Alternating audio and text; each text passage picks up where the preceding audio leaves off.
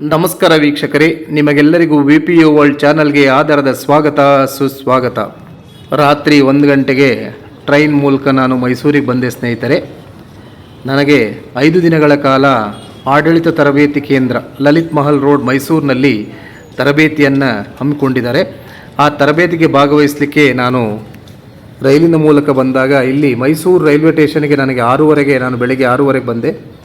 ಆಗ Mysuru railway station ನೋಡ್ಬೋದು ಯಾವ ರೀತಿ ಇದೆ ಅಂತೇಳಿ. ನಾನು ಹಿಂದೆ ಛತ್ರಪತಿ ಶಿವಾಜಿ ಆ ಒಂದು ರೈಲ್ವೆ ಸ್ಟೇಷನ್ ಕೂಡ ನೋಡಿದೆ. ಅದು ಬಹಳನೇ ಒಂಥರ ಡಿಫ್ರೆಂಟಾಗಿರುತ್ತೆ. ರೈಲ್ವೆ ಸ್ಟೇಷನ್ ಪ್ಲಾಟ್ಫಾರ್ಮ್ ಒಂಥರ ಇರುತ್ತೆ. ಇದು ಪ್ಯಾಲೇಸ್ ಇದ್ದಂಗಿದೆ ಮೈಸೂರು ರೈಲ್ವೆ ಸ್ಟೇಷನ್ನು. ಸೊ ಹಾಗಾಗಿ ನಾನು ಇಲ್ಲಿ ಆಟೋ ತೊಗೋಬೇಕಂತೇಳಿ ಬಂದೆ. ಅಲ್ಲಿ ಆಟೋ ನನಗೆ ಲಲಿತ್ ಮಹಲ್ ರೋಡು ATI ಹತ್ರ ಬಿಡು ಅಂತಂದಾಗ 250 ರೂಪಾಯಿ ಕೇಳ್ದ ಅವನು. ನಾನು ಹೇಳಿದೆ, ಏನಪ್ಪ ATIಗೆ ಬಿಡಲಿಕ್ಕೆ 250 ರೂಪಾಯಿ ಕೇಳ್ತಾ ಇದೆಯಾ ಅಂತಂದೆ. ಅಲ್ಲೇ ನೀವು ದಯವಿಟ್ಟು ಯಾರು ಆಟೋನ ತೊಗೋಬೇಡಿ, ಯಾಕಂದರೆ ಅಲ್ಲಿ ಆಟೋ ಕೇಳಿದರೆ ಡಬಲ್ ಹೇಳ್ತಾರೆ. ಗೌರ್ಮೆಂಟಿಂದ ಅಲ್ಲಿ ನಿಮಗೆ ಸ್ವಲ್ಪ ಮುಂದೆ ಬಂದರೆ ಅಲ್ಲೇ ಜಸ್ಟ್ ಒಂದು 100 ಮೀಟ್ರ್ ಹೊರಗಡೆ ಬಂತು ಅಂತಂದರೆ ನಿಮಗೆ ಪ್ರೀಪೇಯ್ಡ್ ಆಟೋಗಳು ಸಿಗುತ್ತೆ. ಅಲ್ಲಿ ಜಸ್ಟ್ 130 ರೂಪಾಯಿಗೆ ಅವ್ರು ಬರ್ತಾಯಿದ್ರು. ನೋಡಿ ಬೆಳಿಗ್ಗೆ ಯಾವ ರೀತಿ ಇದೆ ಸಿಟಿ ಅಂತೇಳಿ ನಾನು ಆಟೋದಲ್ಲೇ ಕೂತ್ಕೊಂಡು ಪ್ರತಿಯೊಂದನ್ನು ಕೂಡ ಶೂಟ್ ಮಾಡ್ಕೊಂಡೆ. ರೋಡ್ ಆಗಿರ್ಬೋದು, ಅಲ್ಲಿನ ಯಾವ ರೀತಿ ಕಾಣುತ್ತೆ, ಎಷ್ಟು ವಿಶಾಲವಾದ ರಸ್ತೆ ಇದೆ ಅಂತಂದರೆ ಮೈಸೂರು. ನಾವು ಬೆಂಗಳೂರಲ್ಲಿ ಓಡಾಡಲಿ ಅಥವಾ ಬೇರೆ ಕಡೆ ಓಡಾಡಿದಾಗ ನಮಗೆಲ್ಲ ಒಂದು ಕಡೆ ಕಂಜೆಸ್ಟೆಡ್ ಆಗುತ್ತೆ. ಬೆಂಗಳೂರು ಬಿಡಿ, ಟ್ರಾಫಿಕ್ ಸಿಕ್ಕಾಬಟ್ಲೆ ಇರುತ್ತೆ. ಬಟ್ ಇಲ್ಲಿ ಆ ಥರ ಇರಲ್ಲ. ಒಂಥರ ಕೂಲಾದ ವಾತಾವರಣ, ಅಗಲವಾದ ರೋಡು, ಅಷ್ಟು ವೆಹಿಕಲ್ ಮೂಮೆಂಟ್ಸ್ ಇರಲ್ಲ, ತುಂಬ ಕಂಜೆಸ್ಟೆಡ್ ಅನಿಸಲ್ಲ, ಫ್ರೀ ಅನಿಸ್ತಾ ಇರುತ್ತೆ. ತುಂಬ ಖುಷಿ ಆಯಿತು. ಹಿಂದೆ ನಾನು ಸಾಕಷ್ಟು ಸಲ ಇಲ್ಲಿ ತರಬೇತಿಗೆ ಬಂದಿದ್ನಿ. ಎವ್ರಿ ಟೈಮ್ ಬಂದಾಗ ಏನೋ ಒಂಥರ ಡಿಫ್ರೆಂಟಾಗಿ ಅನಿಸುತ್ತೆ. ಇಲ್ಲಿನ ಅಟ್ಮಾಸ್ಫಿಯರ್ ಆಗಿರಲಿ, ಹಾಸ್ಪಿಟಾಲಿಟಿ ಆಗಿರಲಿ, ಇಲ್ಲಿ ಟೀಚಿಂಗ್ ಆಗಿರಲಿ ಅಥವಾ ಹಾಸ್ಟೆಲ್ ಫೆಸಿಲಿಟೀಸ್ ಆಗಿರಲಿ, ಅಕಾಮಿಡೇಷನ್ ಆಗಿರಲಿ, ಎಲ್ಲನೂ ಕೂಡ ಒಂದು ರೇಂಜ್ ಮೇಲೇ ಇರುತ್ತೆ. ಬಹಳ ಚೆನ್ನಾಗಿರುತ್ತೆ. ನಾನು ಸುಮಾರು ಕಡೆ ಟ್ರೈನಿಂಗ್ ಪ್ರೋಗ್ರಾಮ್ ಹೋಗಿದ್ದೀನಿ. ಅಲ್ಲಿ ಟ್ರೈನಿಂಗ್ ಎಲ್ಲ ಚೆನ್ನಾಗಿದ್ದರೆ ಊಟದ ವ್ಯವಸ್ಥೆ ಸರಿ ಇರಲ್ಲ, ಊಟದ ವ್ಯವಸ್ಥೆ ಚೆನ್ನಾಗಿದ್ದರೆ ಇನ್ನೊಂದೇನೋ ಪ್ರಾಬ್ಲಮ್ ಇರುತ್ತೆ. ಬಟ್ ATIಯಲ್ಲಿ ಆಗಲ್ಲ. ಎಲ್ಲನೂ ಕೂಡ ಅಚ್ಚುಕಟ್ಟಾಗಿ ಮಾಡಿರ್ತಾರೆ. ಅದು ತುಂಬ ಖುಷಿಯಾಗುತ್ತೆ. ನಾನು ATIಯಲ್ಲಿ ಸಾಕಷ್ಟು ತರಬೇತಿಯನ್ನು ತಗೊಂಡಿದ್ದೀನಿ. ಹಾಗಾಗಿ ಇಲ್ಲಿ ತರಬೇತಿ ಹಾಕಿ ನನಗೆ ತುಂಬ ಖುಷಿಯಾಗುತ್ತೆ ಈ ಜಾಗಕ್ಕೆ ಬರಲಿಕ್ಕೆ. ಯಾಕಂದರೆ ಮೈಸೂರು ಅಂದ್ರೇ ಹಾಗೆ. ಮೈಸೂರಿನ ವಾತಾವರಣ, ಮೈಸೂರಿನ ಗಾಳಿ ಎಲ್ಲನೂ ಕೂಡ ತುಂಬ ಇಷ್ಟಪಡ್ತೀನಿ. ನೀವು ಇಲ್ಲಿ ಕಾಣ್ಬೋದು ನೋಡಿ, ಎಷ್ಟೆಷ್ಟು ಅಗಲ ರೋಡೆಲ್ಲ ನಿಮಗೆ ಕಾಣ್ತಾ ಇದೆ. ಜಸ್ಟ್ ನಾವು ಮೈಸೂರು ಅರಮನೆ ಮುಂದೆನೇ ಹಾದು ಹೋಗ್ತೀವಿ. ಸೊ ಅಲ್ಲಿಂದ ಬಂದ ತಕ್ಷಣ ನೋಡಿ ನಿಮಗೆ ATIನ ಒಳಗಡೆ ಯಾವ ರೀತಿ ಇದೆ ಅಂತೇಳಿ ನಾನು ತೋರಿಸಿದ್ದೀನಿ. ಸುಮಾರು ಜನ ATI ಟ್ರೈನಿಂಗ್ ತೊಗೊಂಡಿದ್ರಿ. ಫೌಂಡೇಶನ್ ಕೋರ್ಸ್ ಎಲ್ಲ ಇಲ್ಲೇ ಮಾಡ್ತಾರೆ. 45 ದಿನಗಳ ಫೌಂಡೇಶನ್ ಕೋರ್ಸ್ ಇರುತ್ತೆ. ಹಾಗೆ ತರಬೇತಿಗಳು ಈಗ ನಮ್ಮ ಸ್ಟೇಟಲ್ಲಿ ಏನಾಗಿದೆ ಅಂದರೆ ಅಲ್ಲಲ್ಲಿ ಈಗ ತರಬೇತಿಗಳನ್ನ ಮಾಡ್ತಾ ಇದ್ದಾರೆ. ಡಿಸ್ಟ್ರಿಕ್ಟ್ ಟ್ರೈನಿಂಗ್ ಇನ್ಸ್ಟಿಟ್ಯೂಟ್ ಅಂತೇಳಿ ಮಾಡ್ಕೊಂಡಿದ್ದಾರೆ. ಆಯಾ ಜಿಲ್ಲಾ ಮಟ್ಟದಲ್ಲೇ ಈಗ ಮಾಡ್ತಾ ಇದ್ದಾರೆ. ಸುಮಾರು ದಿನ ಒಂದು 5-6 ವರ್ಷಗಳ ಹಿಂದೆ ನಮಗೆ ಎಲ್ಲ ಟ್ರೈನಿಂಗನ್ನು ಇಲ್ಲೇ ಹಾಕ್ತಾಯಿದ್ರು. ಈಗೇನು ಮಾಡ್ತಾಯಿದ್ದಾರೆ ಅಂದರೆ ಆಯಾ ಜಿಲ್ಲಾ ಕೇಂದ್ರದಲ್ಲಿ ತರಬೇತಿ ಮಾಡ್ತಾರೆ. ಇದೇ ಡಿಸಾಸ್ಟರ್ ಮ್ಯಾನೇಜ್ಮೆಂಟ್ ಟ್ರೈನಿಂಗ್ನ ನಾನು ಆ ದಾವಣಗೆರೆ ಜಿಲ್ಲಾ ತರಬೇತಿ ಕೇಂದ್ರದಲ್ಲೇ ತೊಗೊಂಡಿದ್ದೆ. ಆದರೂ ಕೂಡ ಇಲ್ಲಿ ತರಬೇತಿಗೆ ಇಲ್ಲಿ ಬಹಳ ನುರಿತರು ಪ್ರಾಧ್ಯಾಪಕರಿದ್ದಾರೆ, ನುರಿತ ಫ್ಯಾಕಲ್ಟಿ ಇದ್ದಾರೆ. ಬಟ್ ವಿಷಯನ ಬಹಳ ಮನಮುಟ್ಟುವ ರೀತಿಯಲ್ಲಿ ನಮಗೆ ಹೇಳ್ತಾರೆ. ಅದು ಖುಷಿಯಾಗುತ್ತೆ. ಒಳಗಡೆ ಬಂದಾಗ ನಿಮಗೆ ಗ್ರೀನ್ರಿ ಯಾವ ರೀತಿ ಕಾಣುತ್ತೆ ಅಂತೇಳಿ ನೀವು ನೋಡ್ಬೋದು.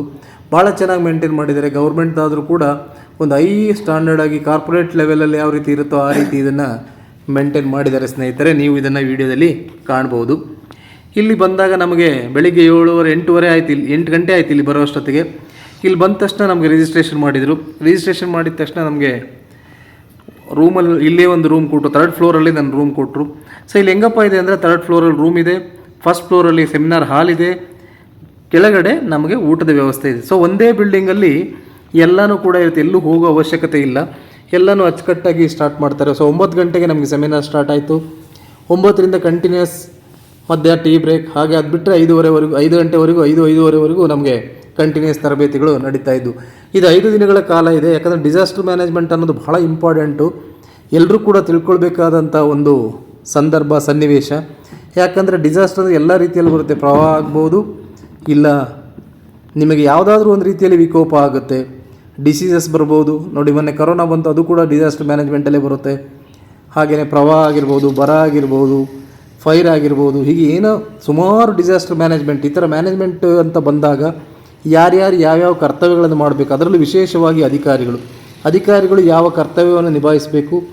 ಈ ಥರ ಬಂದಾಗ ಸುಮಾರು ಯಾವ ರೀತಿ ಇದೆ ಇದು ಡಿಸಾಸ್ಟರ್ ಮ್ಯಾನೇಜ್ಮೆಂಟ್ ಯಾವ ರೀತಿ ಆಯಿತು, ಇದು ಯಾವಾಗ ನಮ್ಮ ದೇಶದಲ್ಲಿ ಇದನ್ನು ಒಂದು ಆ್ಯಕ್ಟಾಗಿ ತಂದರು ಅಂತೆಲ್ಲ ಬಹಳ ಚೆನ್ನಾಗಿ ನಮಗೆ ಮನಮುಟ್ಟುವ ರೀತಿಯಲ್ಲಿ ನಮಗೆ ಹೇಳಿದರು.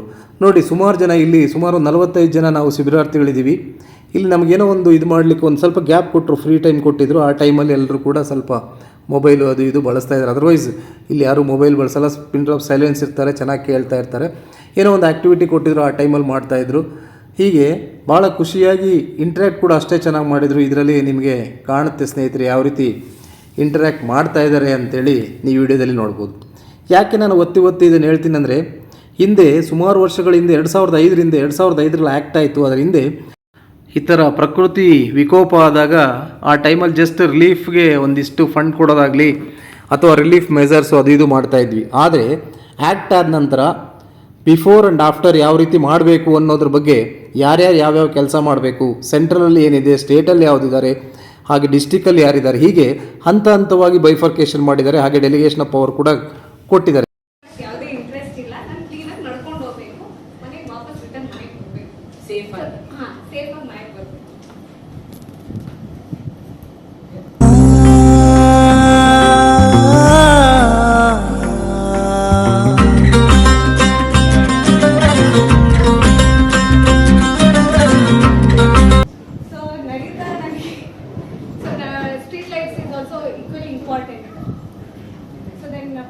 ಈಗ ಫುಟ್ಪಾತಲ್ಲಿ ಪಬ್ಲಿಕ್ ಟಾಯ್ಲೆಟ್ಸಿಂಗ್ ಯೂಸ್ಫುಲ್ ಆಗುತ್ತೆ. ಅಂದರೆ for example like senior citizens ಇರ್ಬೋದು, ಸ್ವಲ್ಪ ಏಜ್ ಆಗಿದ್ದವರಿಗೆ the ability like they need to use washrooms ನಾವು.